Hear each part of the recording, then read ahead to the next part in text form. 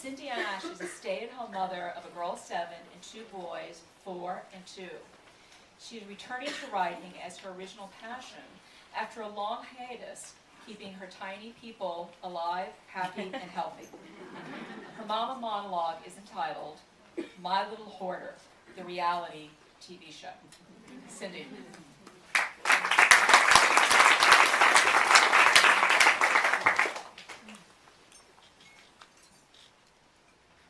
My little girl could be on a reality show.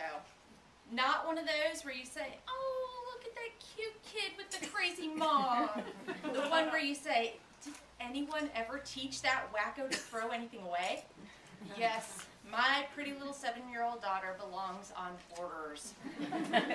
Her problem began innocently enough.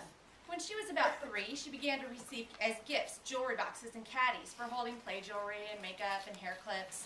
Many of these were decorated with gems and flowers and her name in fancy letters. Something about seeing her treasures grouped in these beautiful repositories flipped a switch in her little mind, and it's been downhill ever since. I am guilty of having unintentionally enabled the problem. One winter, I bought her a box of Kleenex decorated with Disney princesses dressed in golden gowns, copiously dusted with glitter.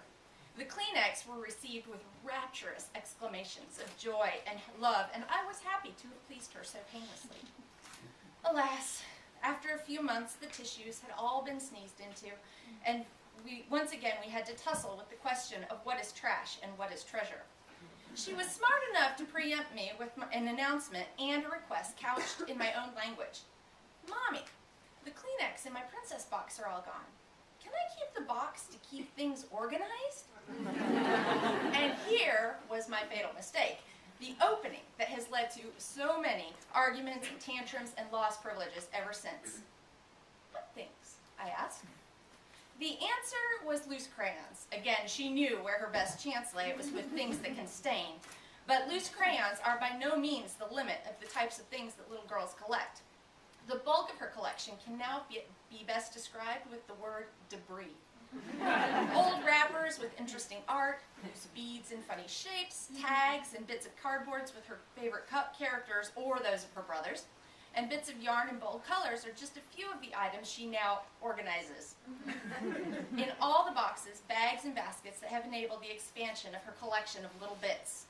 We've now been struggling with this disorder for at least half her life, though I am pleased to report that after moving the Kleenex box from Virginia to California, we finally recycled it 6 months ago.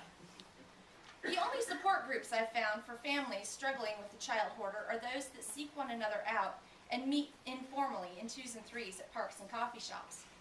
We share our daily challenges and offer support without benefit of professional advice, hoping to keep the problem limited to one room of the house at least, and getting by as best we can until our children's spouses seek help from a reality TV show.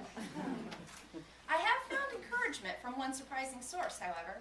Although few solutions are offered, the book series, Little House on the Prairie, refers sometimes with exasperation and often with loving amusement to the chaos that little girls can inflict on a household, even one that has been mythologized for its orderliness and simplicity. As I read the series to my daughter in the hopes that she would absorb some of the Ingalls family's virtues, I caught laughing references to the girls being packed off to a neighbor whose house was always neat because she didn't have any little girls to muss it up, to boxes for their treasures, to outings spent collecting beads and rocks with their father.